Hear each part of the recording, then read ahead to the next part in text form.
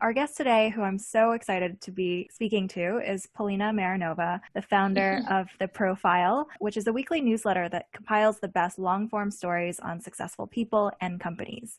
You can find it at readtheprofile.com. And prior to going full-time on The Profile, Polina was an editor at Fortune magazine for 5 years and the author of Term Sheet, which was Fortune's daily newsletter about deals and deal makers, which I'm an avid reader of. Polina also studied journalism at the University of Georgia and also interned at USA Today and CNN.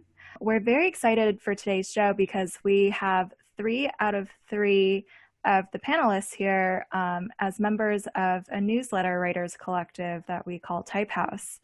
And a quick plug is that the show is I was about to say, we're just as bit as cool as Hype House, after which we named. Yeah. We are the version of Hype House that is not videogenic, and so we just type behind our screens. We also do little dances as we type. Right, exactly. We lip sync while we type. Yeah. It's really great. And a quick plug that this show is brought to you by the Everything newsletter bundle, which you can find at everything.substack.com. And so the structure of the show is going to be, for the first 30 minutes or so, Nathan and I are going to have a discussion with Polina. And then for the rest of the time, we'll switch over to audience questions and bring you up on stage here to ask your questions. So without further ado, let's dive in. Thank you so much, Polina, for being here today. I'm so excited. Awesome. I first want to kick it off by asking you about your journey to writing The Profile full-time. Mm-hmm. So you had a pretty sweet gig as an editor at Fortune magazine. It's probably a role that many journalism students covet and aspire to one day. What led you to start The Profile, and how did you decide to go full-time on it? Yes. So I'm glad it's you that's asking me this question, because you didn't know it at the time, but your article on 100 True Fans really kind of like led my thought process in that direction. But basically, I spent 5 years at Fortune, but I started The Profile in 2017 in February. So I've been doing it for 3 years. And when I started it, never in my wildest dreams did I think, this is a newsletter that I am starting with the intention for it to ever become a business. I just started it because I loved profiles and I loved long form journalism, and my friends and I would just message each other back and forth, like interesting stories we had read. So I was like, why don't I compile this into a weekly newsletter? And it's really funny if you look at the first editions of The Profile back in 2017 versus now. I mean, it went from like my voice and the tone, it was totally written for my mom and my mom's friends. It was like, hey guys, like, this is what I had for lunch today. It was a great day. It's really funny. And as I saw people who I didn't know signing up, I was like, oh my God, I have to tone it down a little bit, become a little bit more professional. But it's largely stayed the same. Like the spirit of the profiles, it's basically the same, even the format. But when I started doing it in 2017, I just really, really enjoyed it. And I looked it up before this call. It's been 188 weeks since I started it, and I've never missed a week. So amazing. Readers, yeah, it's only 188 because it's not every day. But and one of those weeks recently, you got married. Yeah. And you still put out a profile. That's amazing. Yeah. So there have been so many life changes, and there have been certain times where it would have been so much easier to not do it. Like one time I was flying to Bulgaria, and I mean, it's 11 hours, and I was supposed to finish it and publish it. And I was in Amsterdam at the airport finishing it. But it's in those times, I just know that I'll lose trust with the reader if I don't deliver week after week. And to me, that's the most important thing. So then in January of 2020, I started thinking about I didn't even think what would the profile look like as a business. I started thinking about it as what would the profile look like if I dedicated 100% of my time to it, not just weekends, not just time on the subway, not just, evenings, but 100% of my time. And this thought experiment, the second I started thinking about it, the second that I started reading things and listening to things that just continued to reaffirm that desire, kind of. So for example, I listened to, at the time, a podcast with the writer of The Browser. He went on and did a podcast with David Perot. So I listened to that. I was like, oh my God, like he made it work. This is amazing. Then Lee's article on the true fans. And I was just like, the universe is pointing me into this. Exactly. I'm sure there were just as many signs as to why I shouldn't do it. Like, I wrote term sheets. So every day I would talk to founders and investors who were like 10-year cycles. There's a recession on the horizon. Like, and I was just like, do I really want to quit my job and start something when there's probably a recession? Little did I know what COVID would bring. But so in January, I started thinking about it. It was a little bit miserable because one day I would wake up and I'd be like, yes, I'm doing it. And then I would go to sleep and be like, absolutely not. I know the feeling. It's terrible, right? It's like a seesaw of mental awfulness. And this is the craziest thing. So Anthony, my now husband, was like, okay, I'm done listening to you go back and forth. Just like set a date, if you really want to do this, set a date in your calendar, like when you're going to tell Fortune you're leaving. And I was like, that's never going to happen. But I have a planner, like a physical planner. So I ended up just circling March 20th. And this is what blows my mind. I forgot about that. I forgot that I did that. I continued my seesawing. And then finally, like, I was just like, I'm going to do it. I woke up one day, I was ready. I was complete. I think just in the background, my mind had, I don't know what was doing, but I finally decided. And I told Fortune on like March 1st or 2nd. It was that very first week of March. And I gave them like 3 weeks notice. My last day was March 20th, which is that day that I had circled, which is like insane. Wow. But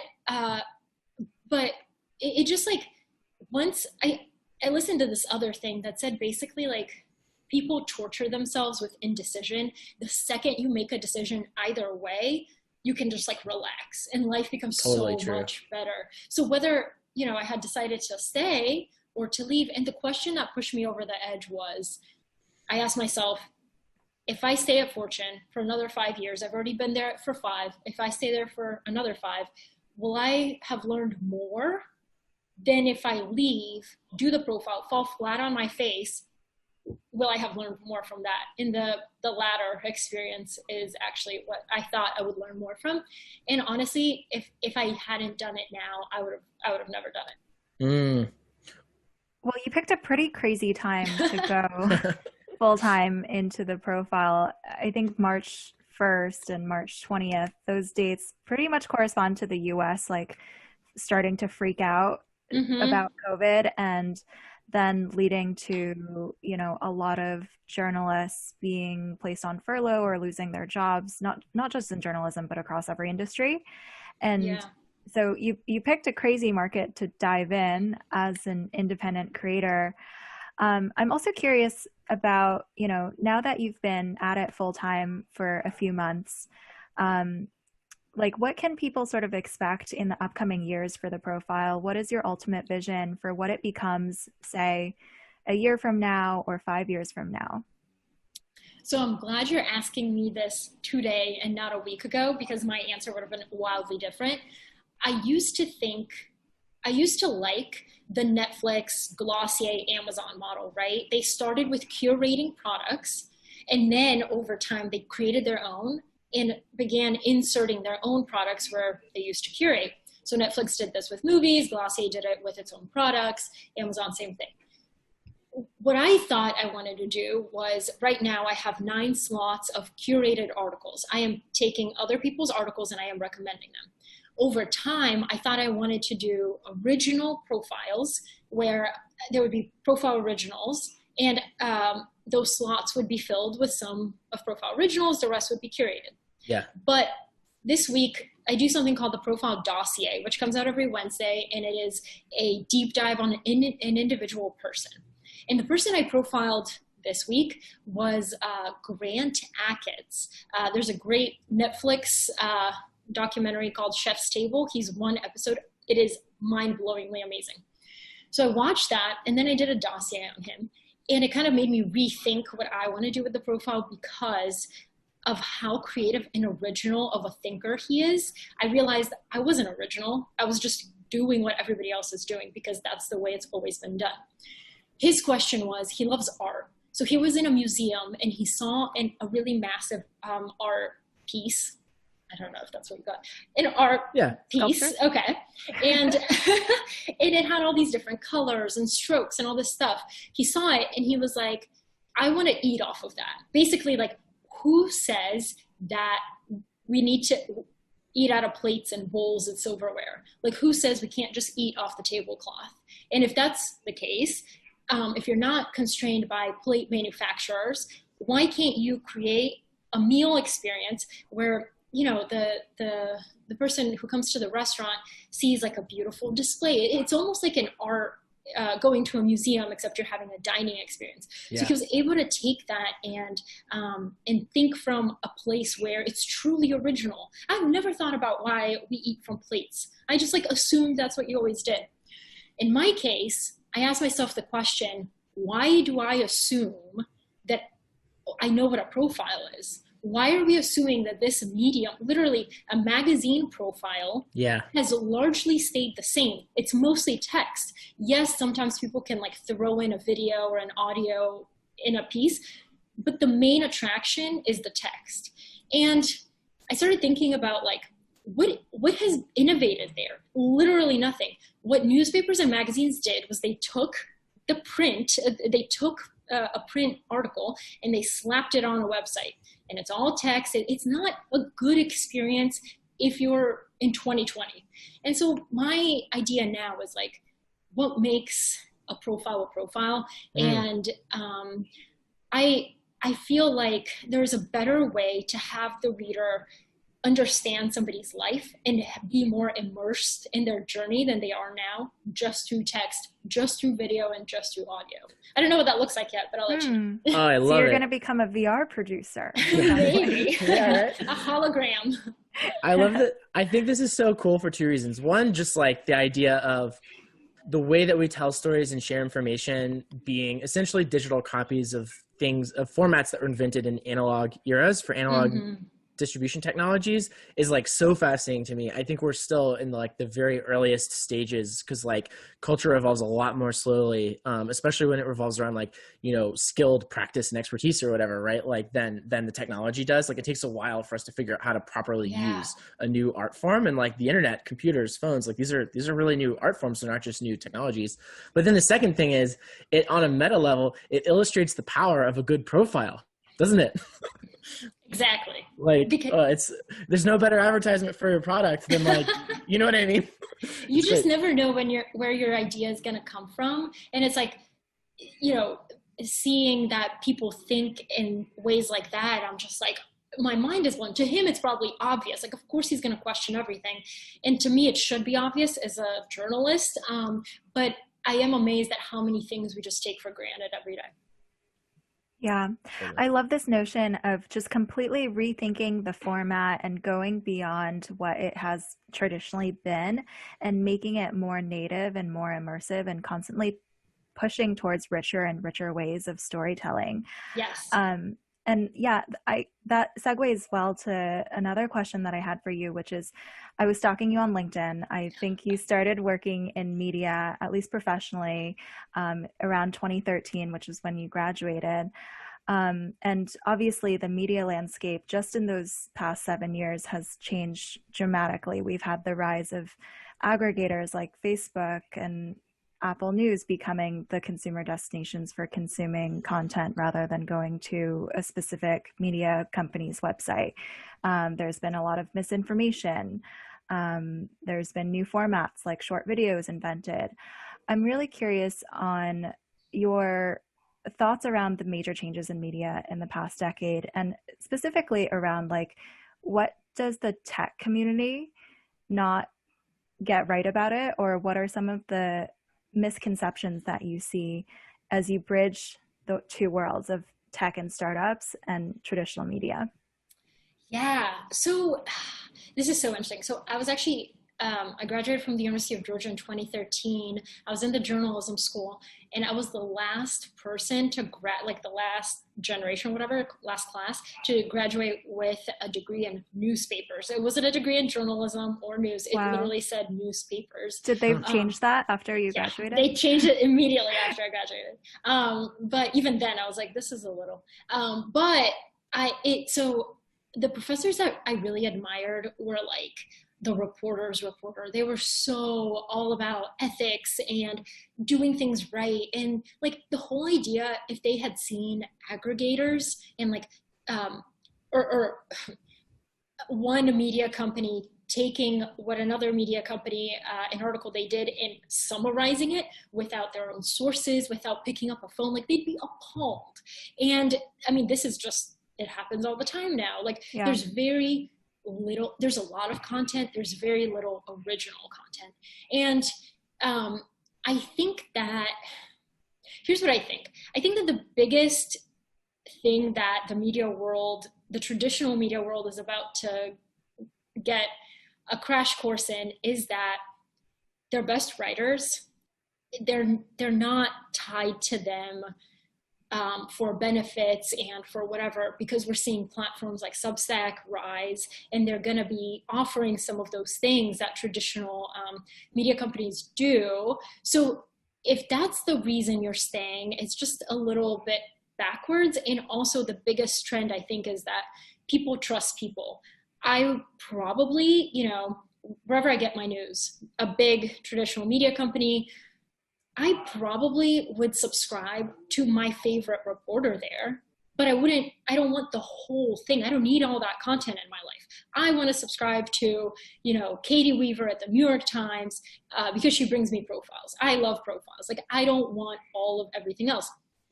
We'll see if that trend accelerates, but I really do think it is. I mean, we're all examples of it.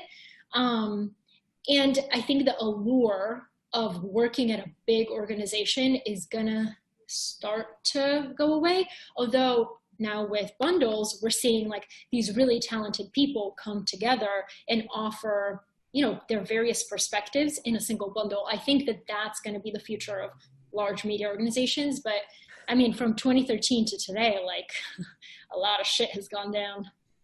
Mm-hmm. Yeah, totally. Right. Totally. So, go ahead. Go ahead. You can go first.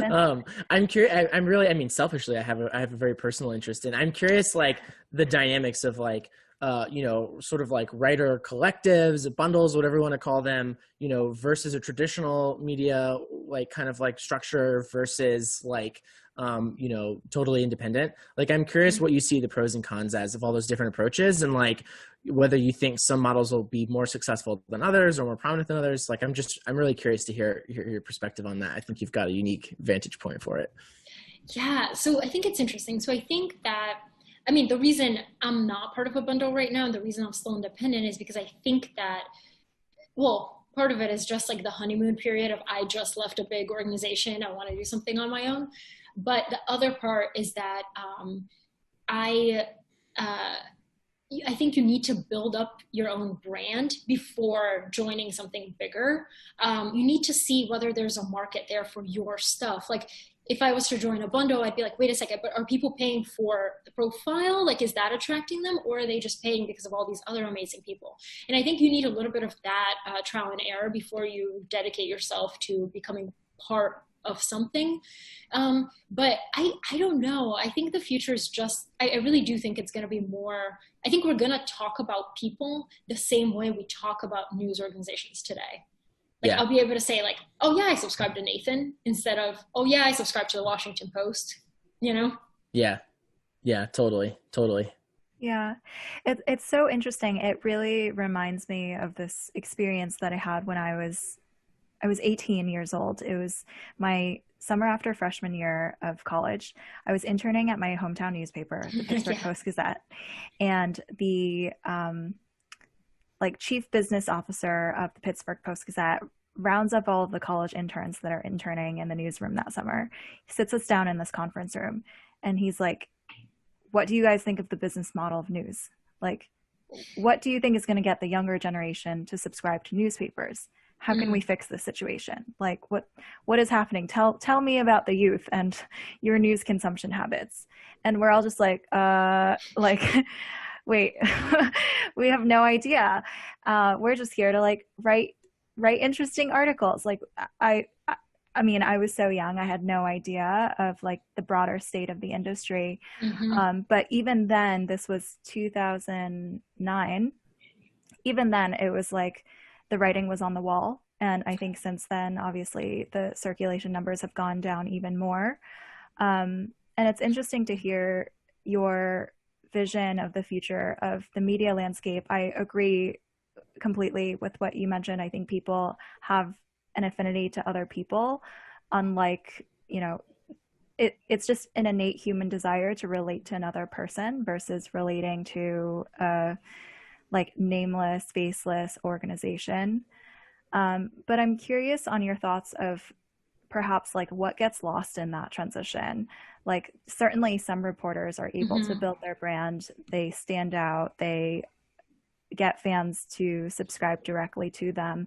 But what about things like local news that no one thinks they value that highly, or perhaps more investigative journalism that takes months, if not years, to cultivate sources for? It sometimes doesn't pan out. There's like a risk profile for investigative journalism where it's like, there's not a story here, but someone had to investigate to find out if there was or not. It's like, right. I guess the more pithy phrasing of this question is like, does the passion economy model, when applied to media, cause us to lose anything? And if so, what is it? I think it does. And I think the biggest thing that you might lose if you don't surround yourself with the right people is, journalism. Essentially, like what I'm trying to say is, when I was at Fortune, I did a few profiles, or I did a few stories for the print magazine. That's where like the super long investigative, like one story took me 6 months to write. I talked to, 40 people for it. And my first draft, I was like, oh, I've killed it. This is so good. And I turned it in, and my editor was like, oh my God, I don't even know where to start here. And him having that reaction to me, it was like, oh my God, like jarring. And then when I saw his edits and when I heard his questions and when I saw what he was challenging me to do with it, I was like, oh my God, like how did I not see that before? Because a good editor can see your blind spots. They know that you're younger. You may not have as much experience, for example, talking to people who don't want to talk to you, or the difference between an anonymous source or speaking on background and things like that, where it's just, those lessons are very hard to learn on your own without editors, without coworkers, without another pair of eyes. So what I'm hoping happens in the future is, yes, let's do this independent thing, but make sure that you have like a personal board where you can ask somebody like, hey, you're an experienced editor of more than 30 years. Can you look at this and ask me all the questions that an editor asks? Like I need legal advice. I need all this stuff. And you just can't do it all yourself. Totally. What are some of the most common like failure modes you see? Like of those things, like if I'm like writing a Substack, just hypothetically, and I want to, you know what I mean? Like do the best I can to like be responsible and to do a good job. And like, I have some vague awareness of the practices. Like I've seen Spotlight, I've read like some books, but like, you know what I mean? Like what's like where should I start basically? Or like what books should I read, or who should I talk to? Like, yeah. The SPJ Code of Ethics is a good one. So for example, I spent my whole life in journalism. I thought I knew what an anonymous source was. I thought I knew how to treat sources who were super, super nervous to talk to me, still wanted to talk to me, but like wanted to completely make sure that there was no way you could identify them in a story.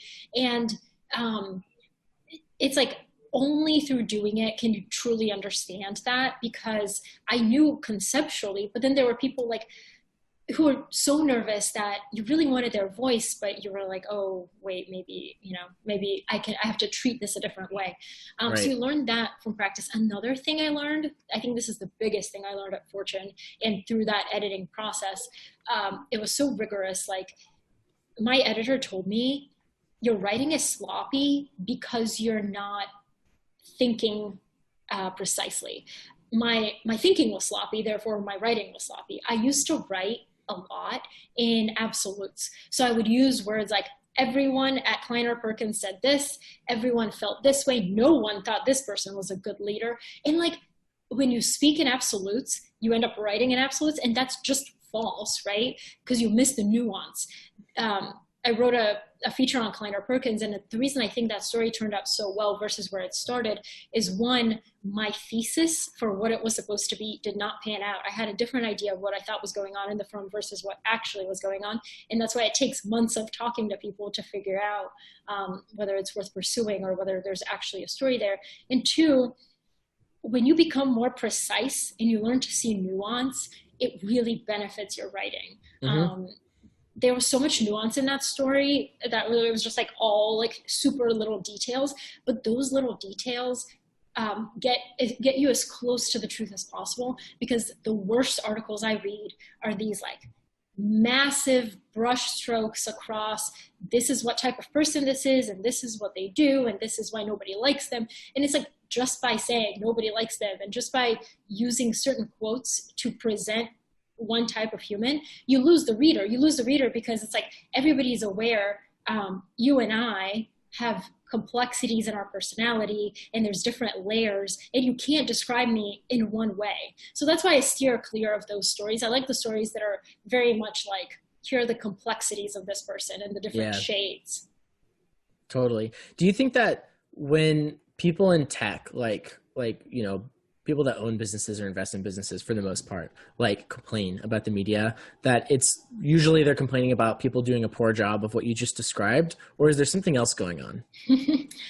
So I think, because when you think in nuance, you can see various sides. Like, I'm an immigrant. My family moved from Bulgaria to Atlanta, Georgia. I've lived in a red state. I've gone to the University of Georgia. I've talked to people who, many of them voted for Trump. I moved to New York. I saw another side of it. So like, all these different life experiences show me that everything's so much more complicated than we want it to be.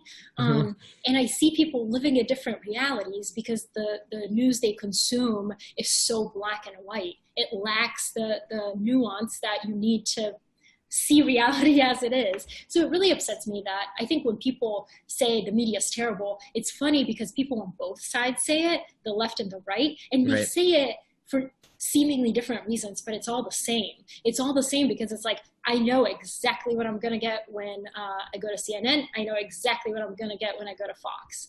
And I think, Nathan, it was you who said it when you guys did that podcast on Venture Stories. You said that you go out of your way to subscribe to newsletters or read content that doesn't really align with the way you see the world, but you're like, damn, that's high quality content. And because it's high quality content, you're like, oh, okay, somebody took the time to research this and explain it to me in a way that I may not have thought about it. Yeah, totally. I find it fun as like a, you know, former like debate nerd who like can kind of get out of what I personally believe. And I don't know, I think that that can be good and bad. You know what I mean? Like sometimes debaters lose sight of like the point of things is not just to argue, it's to like get to something that's true or whatever. But anyway, I think one skill from debate is it allows you to see things from different perspectives kind of easily. And I love reading The Dispatch, which is like a great Substack publication like that. After you said it, I signed up for it. It's good, isn't it? Yeah, I think it's great. Yeah. I think you guys are very special in that regard, and probably most Americans don't go out of their way to subscribe to things that they don't agree with. I wrote a tweet about this maybe a month ago or so, asking like, you know, in a world where people are subscribing to individual content creators and things are subscription based, like how can we mitigate filter bubbles and people only being exposed to points of view that they agree with? Because by and large, I think people are unlike you and are probably only going to pay for things that tend to corroborate their views and make them feel good. I agree. And it's part of the reason that I added the profile dossier to the profile, because every single week it's a different person. And some weeks you may not agree with that person's views or whatever, but you'll get to know them beyond just whatever headlines you've read, right? Yeah. That's why I think like these in-depth podcasts that some people do that are like 3 hours long, I probably would never want to hear from a certain political candidate. But when they do that podcast, I'm like, whoa, I now understand where they're coming from and their view of the world. Because some people just like, I think we're going to be shaped by the pandemic more than we know when we're old, and your grandkids are going to be like, why are they so like, why do they wash their hands 80 times a day? And you'll be like, oh, let me tell you about 2020. Oh, that's so true. It's so interesting how people are like a product of, the circumstances and like how we're shaped by it. I was listening to Tyler, this is like a tangent, but I was listening to Tyler Cowen's podcast with a lot of different people. I love his podcast, but he always asks them like, he tries to situate them. He's like, oh, you're from like this region and you're like this kind of person. And like, what are the ways in which that kind of culture influenced what you do now? And some people have like, they're like, yeah, totally, that's me. And other people are like, I don't know, I guess. Oh, now that I think of it, I guess I am shaped by that a little bit. But it's so interesting how people can kind of like, be shaped by their paths. Just really quick, I wrote about this recently, but I had never seen it from this perspective.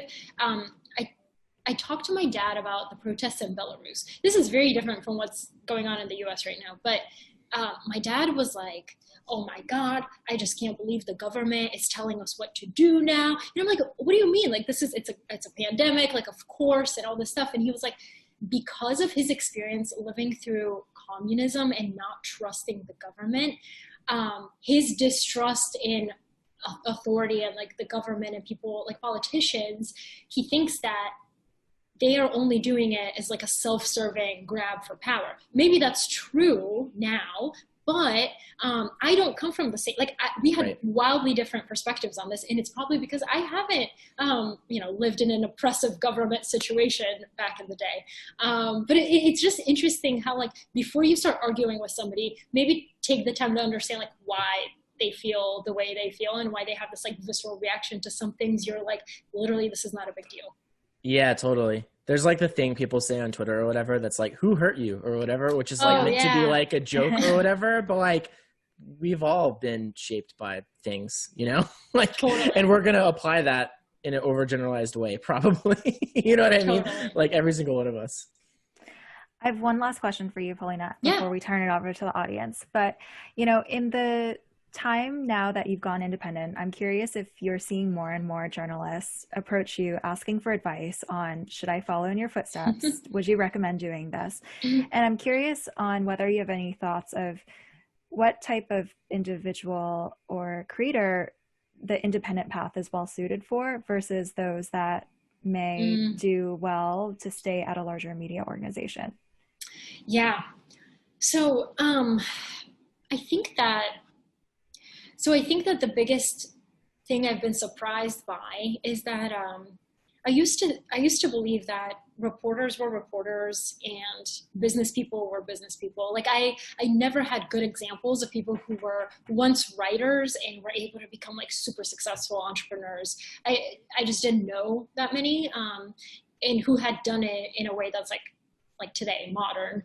And so I just always thought that like, if you're more creative, you have no business being in like crunching numbers and being in business and whatever. But I think what I've learned is that you can definitely do both, and you can train yourself. Like sometimes I have to just mentally be like, okay, hold on. Am I thinking about this because as like Polina the writer and I really want this to be like really great, high quality? Or can I just like for 1 second consider this, like, does this make sense for the profile of the business? Because sometimes like there's great opportunities that come my way and I'm just like, I would love to do this and I would love to freelance and I would love to do whatever for your media company. But then it's like, I want to do that because I want to write and I love that. But at the same time, I'm not thinking about how does this help the profile grow? So I think people who, even if you don't see yourself that way, it is something that can be learned if you surround yourself with the right types of people. The reason I love the Type House, which is this Telegram group we're all part of, is because I get to see how like you guys think about it from a very like, from a business sense, but also there's people who, are totally like just like writers and people who just like operate in a different, their brain operates in a different way.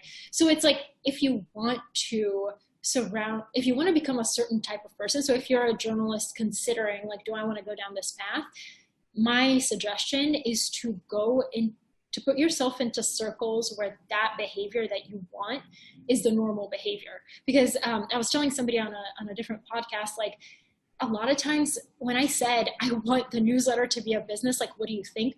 My family and friends, because they love me and they want to like protect, they're like, oh, that doesn't sound great. And there's a pandemic and oh my God, what are you doing?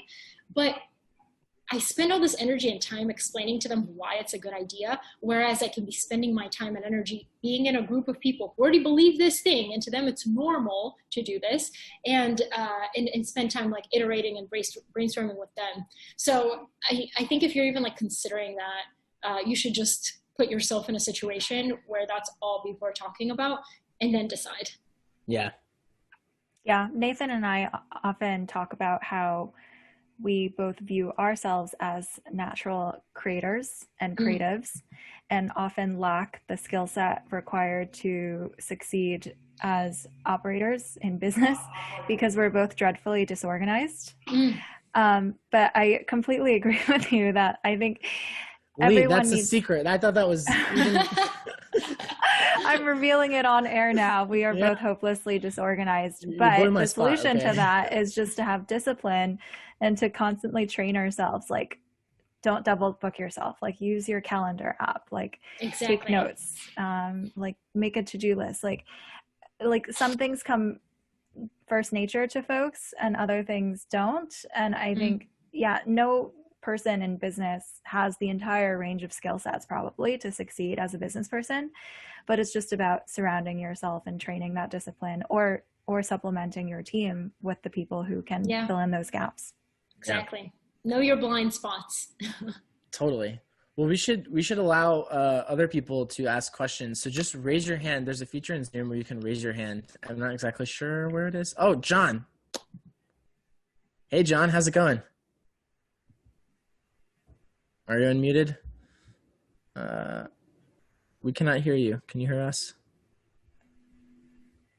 Oh no, John. Oh no. All right, we'll ask someone else. Who else wants to raise their hand? And maybe there's a ton of questions in the Q&A. I'm curious about one that's in here is, do you intend to have a podcast? I would love a profile podcast too. And how do you, more generally, I guess, how do you think about choosing there's so many things you could do. Like, how do you prioritize?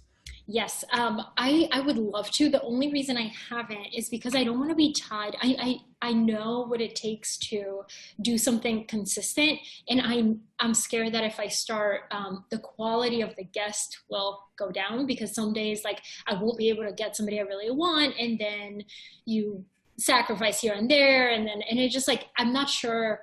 I want to do it right, and if I do it right, like I just want to make sure that I have a good sense of who I would want to interview. But for now, no, maybe in the future, or maybe it'll be irregular. Yeah, totally. John, if your audio works, looks like you're on mute now, but you weren't doing it. Yeah. Can you hear me now? We can hear you now. How's it going? Sorry about that. Hey, everyone. Just huge fans of all of you. Thanks for putting it together. This is super interesting, especially as a newsletter writer myself. So I'm curious, I think one of the most exciting things and things that I love about Substack and newsletters is it really puts product management in the hands of people who traditionally wouldn't have maybe gone down that path. And I'm just curious how you're thinking about that and try. I think there's obviously a blending of art and science, and would just love to hear how all of you are kind of thinking about that and kind of managing your own products. Nathan, or Lee, you want to start?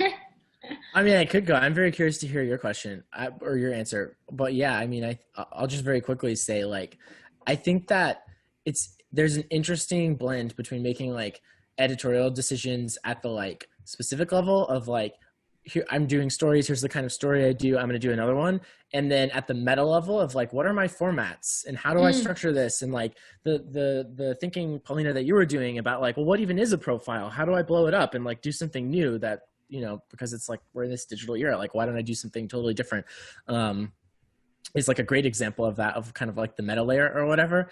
And I think that that's like a unique structure that doesn't exist so much in product, because like there's sort of like, if you're a product manager, you're mostly managing for formats, and like the content or the data or whatever that's flowing through it is a little bit more like abstract, you know, whereas there's like an integration where you control both of them when you're creating an editorial product. But yeah, I don't know. Pauline, I'm very curious what you think about this. Yeah. So I tried before Substack, I tried 3 different platforms. And the problem for me is that like, I'm not a design person. There's a lot of things I'm good at. Design is not one of them. And the thing that I appreciated about Substack is that kind of, there was a constraint on what you could do. It was like preventing you from yourself a little bit. So I like the simplicity. It went well with the profile format before, but like you said, like if I want to experiment with new things, do I have to find another, like, what do I do? And the other thing is that, I was listening to this interview with Tyler Perry yesterday, and he's so fascinating, but he was like to his mom, she was like, just make sure you get a job with benefits, like make sure there are benefits. And to them, it's like, you've made it if you get benefits. And I think a lot of the journalists that I've talked to are reluctant to quit their job because they're not going to get health insurance or legal help or whatever. And I think that if a platform like Substack does help fill in those gaps, you know, it'll become much smoother and less resistant for somebody to leave their job to go to a Substack, not as risky, right? Yeah, totally. Lee, do you have any thoughts? Well, I've never actually been, at least in recent times, I haven't made my living from writing and creating directly. It's just something that I do really out of passion and out of personal interest and love. But I think this isn't just, a humble comment, but every time I wrote something at Andreessen and published it on the blog and it would do really, really well and like, get picked up by all these news outlets or whatever, I think I would always be really surprised because it was never my goal for a post to go viral or to be so widely read or to be, to influence the lexicon and the vocabulary that people use. Like that was always an end result of my primary goal, which was just to serve the reader well and to give them information that would be helpful to them. And you reached somebody like me who at the time was like thinking about leaving their job, and I read your post and I was like, duh. It's like the most amazing thing for a writer to hear that, to know that your writing touches people and actually impacts their decisions in their lives. Like that was always my goal through writing. And I always had this benchmark in my mind of like, do I want to take someone's time out of their day, their most precious resource, to read my writing? And if I didn't felt like my own piece met that bar, then I wouldn't write it. I wouldn't publish it. And I've always held that bar for myself, which is why my newsletter only goes out once a month or once every 2 months. It's very infrequent. But like, as a result of that, I think I've been told by so many other investors, like there's not quite another investor out there who writes in the same style that you do. Like the content that you put out, it just, the tone it hits is so unique. And I think that's because I always start with the reader first, and who are they? Who am I trying to reach? How am I trying to make their lives better? And everything else sort of flows from that and comes naturally. That's awesome. Love it. Oh, Sneha, I'll ask you to unmute. Yeah. When I'm a big fan of what you write at Profiles, and sometimes you play these really interesting games on Twitter wherein you ask people to mention a topic that they would like to read about, and you immediately ping some of your favorite links on those topics. So I really want to know the secrets behind your super organization skills. Yeah. Like how you manage to, go ahead. Like how you manage to read and, pick those up when you need them. Yes. Yeah, do you have like a beta of Neuralink or something like that we don't know? Wish I know, like in my head. So for context, that's a great question because I've spent a lot of time thinking about it. To somebody who may see it, it's like, oh, that's just a stupid little game she plays on Twitter. But actually, so what I do is every few months, I will say, let's play a game where you give me an idea or a topic you want to learn more about, and I'll respond with a profile where that can help you learn more about this idea or topic.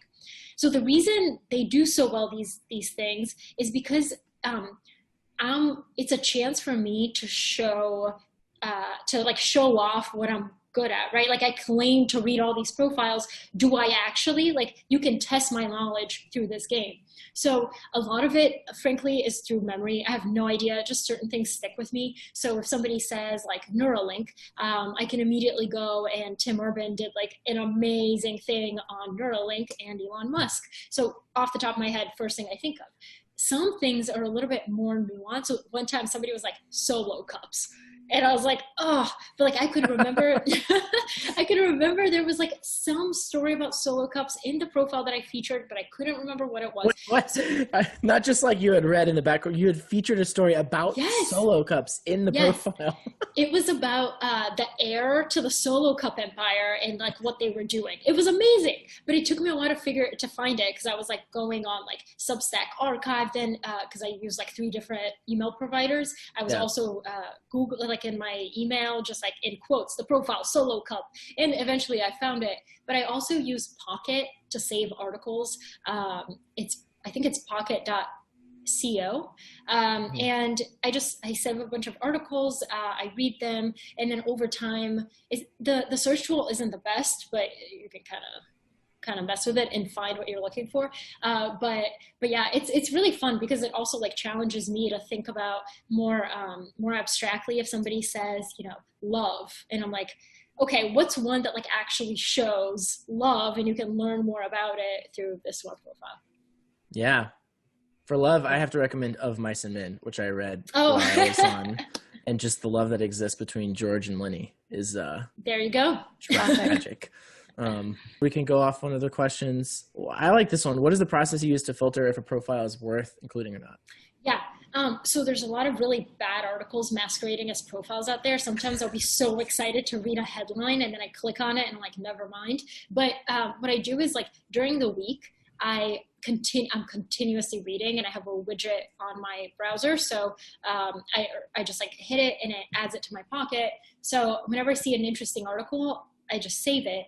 And then when it comes time to reading them, I start by skimming. I skim the beginning. Honestly, like Robert from the browser talks about this a lot. He says, as somebody who has good taste, you can tell from the lead of an article, the very beginning, whether it's going to grab you and whether it's going to be interesting. Some people they might have a great story and a great subject, but they're not a great storyteller. And I really struggle with those because I'm like, do I include it because the subject's interesting, but the writing is just not good? It depends. So basically I skim, then I narrow it down, and I used to use Google Docs, but I finally converted to Notion. It's good, guys. It's kind of like Google Docs, but fancier. So I just throw links in there. So for example, right now I have a page titled September 13th, and that's Sunday, I think, right? Yeah. So I just throw in like a few words. So there's a profile on Jane Fonda. So I just write Jane Fonda, and then I go back to it, and I narrow it down to like 10 articles, and I genuinely sit down and I read them word for word, top to bottom. And then I synthesize it and decide whether it's really, really good for the profile, and I include it. Some weeks there's so many, so I have to save some for the following week. But yeah, it's a lot of skimming at first, getting rid of the bad ones. And by bad ones, I mean like, for example, there was one I was really excited about. It was on Taylor Swift. It wasn't a profile. They didn't talk to anybody. It was just a reporter who watched the documentary and took some like of her quotes out of context and stitched them together. And I was just like, no, that doesn't count. So it depends. Sometimes, a great profile can be written without ever talking to the person. But the Sinatra one is a classic. Sinatra right? is like the profile of profiles. If you haven't read it, it's amazing. Yeah. This is some next level organizational abilities, by the way. I'm just in awe listening to this. It's amazing. Somebody was like, there should be a bot for this. I was like, I know. By the way, I think you're one of the few Pocket users who uses it and actually goes back and reads the stuff. Yeah. Most people don't. So when they told me, like, they send me a thing at the end of the year, like, here's how much you read this year. And one of the things was like, you're in the top like 1% of Pocket readers. I was like, I'm trying. That's a 1% incredible. I can get behind, Yeah, like, exactly. The good kind. Yeah, exactly. Any questions? I like the question here about, can you tell us about your media diet and what you're typically reading on a daily or weekly basis? We'd love some recommendations. I read so much. So back from my Fortune days, I'm subscribed to all the Fortune newsletters and also a bunch of other ones like PitchBook. Surprisingly, PitchBook at the end, it's called PitchBook News. And at the end of the newsletter, they have like a long read section. They surprisingly have some really great profile recommendations. They do. The PitchBook newsletter, even though it's like, I think they could improve a lot about the aesthetics, but the content is really good. Oh my God, it's one of my favorite newsletters. PitchBook News is like crazy. I subscribe to a lot of things like Morning Brew, 1440, like all sorts of things. Then there are the weekly newsletters. There's one that I really like. It's my old boss at CNN when I was there. It's called My Sweet Dumb Brain, and it's basically about grief. The newsletter is kind of, it's about grief, but her husband suddenly passed away, so she started writing it. But it's so good because it's like, it talks about things that touch grief, and especially now with COVID, a lot of people are experiencing these weird feelings that they never had before, and it's probably because like you're kind of like grieving a lot of things happening in the world. But I listen to a lot of podcasts and watch a lot of videos, but I don't care about the platform it's on. Like I don't subscribe to like this one podcast. I like looking it up based on the people I want to know more about. So for Tyler Perry, yesterday I watched something where he did an interview with Goldman Sachs at their summit. Like I would never be watching Goldman Sachs's like video content on YouTube, but because I was interested in him, it ended up being a good, interesting video. One time I talked to James Clear, and I love his writing because he's the type of person who literally, you can tell he's a precise, like concise thinker, and it translates into his writing. So I was asking him like, how do you write? And he said that his writing suffers when he doesn't read enough during the week. And I find that that's so true for me. Like if I don't read enough of various different sources, I don't have enough ideas. And it just kind of like, it's not great. But obviously subscribe to Nathan and Lee's newsletters.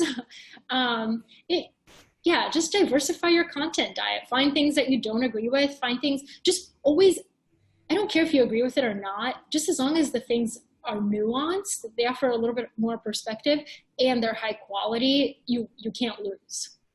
Totally. By the way, I'm throwing a link in the chat. If you want a profile of sorts on Polina, that was written by my co-founder Dan. I think it's really good. I'm a little bit biased. It's more about my process. It's very Oh, great. I was reading your interview with The Proof last night too, the Proof Wellness newsletter. It was also very good. I was impressed by your discipline around your bedtime and your bedtime routine. Yes. Very admirable. It's kind of gone out the window some days, but actually like the other day I slept for 11 hours. I was like, I don't know who I am and who I have become, but this is great. That's impressive. Yeah. Yeah.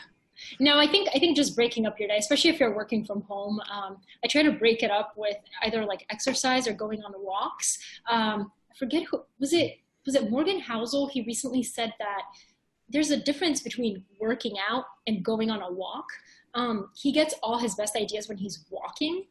Working out, like you're kind of like, I mean, your mind's wandering, but you're like focused on doing something. When you're walking, it's just like, stuff marinates in your brain. So if you have time for like a quick workout during the day and then a walk at night, I think you're set. I'm a huge fan of the nightly walk. Yeah, I'm a huge fan of it.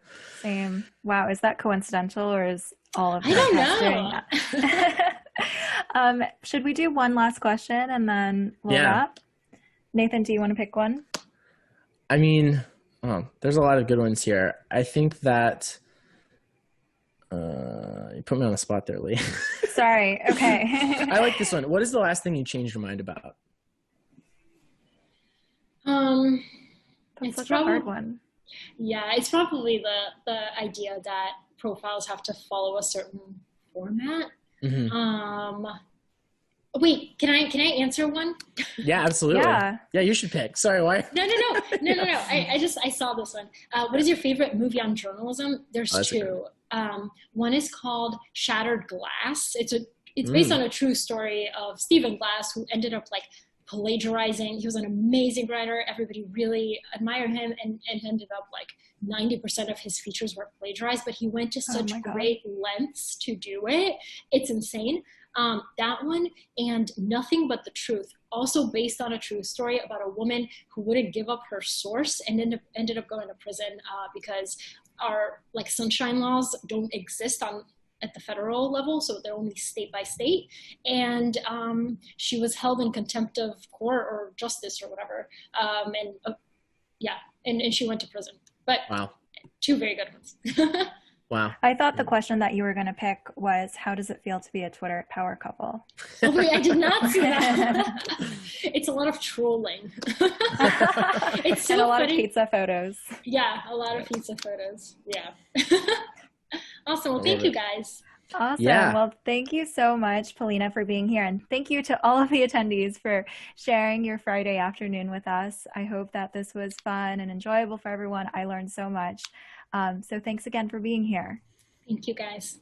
See ya. All right. Have a great weekend. Bye.